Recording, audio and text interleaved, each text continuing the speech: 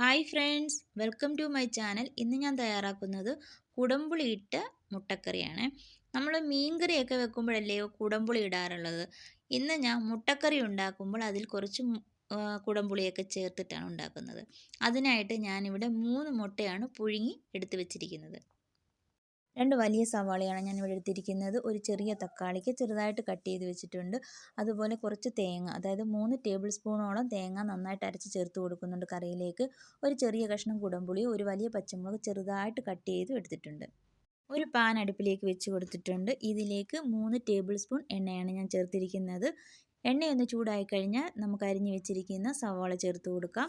സവാള നന്നായിട്ട് വഴറ്റിയെടുക്കുന്നതിന് വേണ്ടി ഞാനിതിലേക്ക് 1/4 സ്പൂണോളം ഉപ്പ് ചേർത്ത് കൊടുക്കുന്നുണ്ട്. എന്നിട്ട് നന്നായിട്ട് ഇതൊന്ന് വഴറ്റിയെടുക്കാം. സവാള നന്നായിട്ട് വഴറ്റിയെടുക്കുന്ന സമയത്ത് തന്നെ ഞാനിതിലേക്ക് ഒരു ചെറിയ കഷ്ണം പട്ടയും 2 ഗ്രാമ്പൂവും ചേർത്ത് കൊടുക്കുന്നുണ്ട്. ഇത് നന്നായിട്ട് വഴറ്റിയെടുത്തതിന് ശേഷം നമ്മൾ നേരത്തെ അരിഞ്ഞ് വെച്ചിരിക്കുന്ന തക്കാളിക്ക ഉണ്ടല്ലോ, അതും കൂടി ചേർത്ത് കൊടുക്കാം. എന്നിട്ട് ഇത് നന്നായിട്ട് ഒന്ന് വഴറ്റിയെടുക്കുക. ഇനി ഇതിലേക്ക് ഇഞ്ചിയും വെളുത്തുള്ളിയും ചേർത്ത് കൊടുക്കാം. ഇഞ്ചിയും വെളുത്തുള്ളി ചതച്ച് ചേർത്താലും മതി, അതല്ലെങ്കിൽ അതിൻ്റെ പേസ്റ്റ് ഉണ്ടെങ്കിൽ ചേർത്ത് കൊടുക്കാം. ഞാനിവിടെ 1/2 സ്പൂണോളം ഇഞ്ചി വെളുത്തുള്ളി പേസ്റ്റാണ് ചേർത്ത് കൊടുക്കുന്നത്. അരിഞ്ഞു വെച്ചിരിക്കുന്ന പച്ചമുളകും കൂടി ഈ സമയത്ത് ചേർത്ത് കൊടുക്കാം. ഈ പച്ചമുളകിന് നല്ല എരിവുള്ളത് കൊണ്ടാണ് ഞാൻ ഒരെണ്ണം ചേർത്ത് കൊടുത്തിരിക്കുന്നത്. നന്നായി ഇളക്കി ഇതിൻ്റെ പച്ചച്ചുവയൊക്കെ ഒന്ന് മാറട്ടെ. അതിനുശേഷം വേണം നമുക്കിതിലേക്ക് ആവശ്യത്തിനുള്ള മസാലപ്പൊടികളെല്ലാം ചേർത്ത് കൊടുക്കാനായിട്ട്.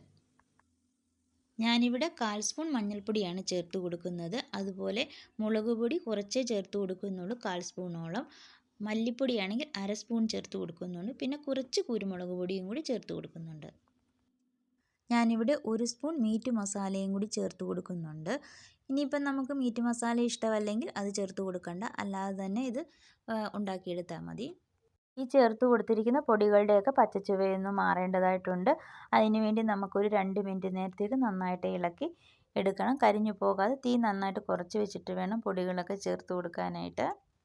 ഇതിലേക്ക് കുറച്ച് ചൂടുവെള്ളം കൂടി ചേർത്ത് കൊടുക്കുകയാണ്.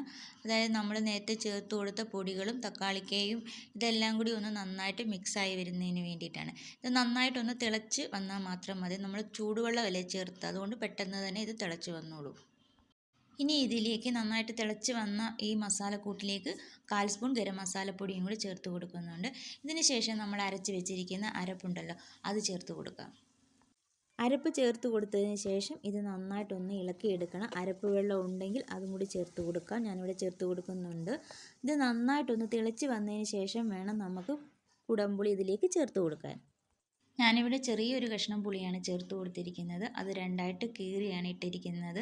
ഇനിയും അതുപോലെ പുളി നമ്മൾ ചേർക്കുന്ന സമയത്ത് നന്നായിട്ട് കഴുകിയെടുക്കണം. അല്ലെങ്കിൽ പുളിയിലെ ആ ഒരു കറയുണ്ടല്ലോ, അത് കറിയിലേക്ക് ഇറങ്ങാനുള്ള ചാൻസ് ഉണ്ട്. അങ്ങനെ വന്നാൽ കറി കാണാൻ ഭംഗി ഉണ്ടാകത്തില്ല, കറുത്തിരിക്കും.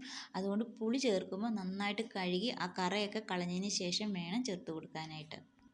കറിവേപ്പിലയോ മല്ലിയിലയോ ഏതാണോ കയ്യിലുള്ളത് അത് ചേർത്ത് കൊടുക്കാം. അരപ്പൊക്കെ നന്നായിട്ട് വെന്ത് വന്നിട്ടുണ്ട്. ഇതിലേക്ക് ഞാൻ മുട്ട ചേർത്ത് കൊടുക്കുകയാണ്. മുട്ട ഞാൻ മുറിച്ചിട്ടാണ് ചേർത്ത് കൊടുത്തിരിക്കുന്നത്. മുഴുവനായിട്ട് ചേർത്ത് കൊടുക്കണമെങ്കിൽ അങ്ങനെയും ചേർത്ത് കൊടുക്കാം. മുട്ടയിലേക്ക് അരപ്പൊക്കെ നന്നായിട്ട് ചേർന്നിട്ടുണ്ട്. ഇനി ഞാൻ തീ ഓഫ് ചെയ്ത് കൊടുക്കുകയാണ്. കുടംപുളി ഇട്ട മുട്ടക്കറി തയ്യാറായിട്ടുണ്ട്. ഇത് നമുക്ക് ചപ്പാത്തിയുടെ കൂടെയും അപ്പത്തിനും പൊറോട്ടയുടെയൊക്കെ കൂടെ കഴിക്കാൻ നല്ലതാണ്. വീഡിയോ ഇഷ്ടപ്പെട്ടാൽ ലൈക്ക് ചെയ്യാനും ഷെയർ ചെയ്യാനും മറക്കരുത്. ആദ്യമായിട്ടാണ് ഈ ചാനൽ കാണുന്നതെങ്കിൽ സബ്സ്ക്രൈബ് ചെയ്ത് സപ്പോർട്ട് ചെയ്യണേ. താങ്ക്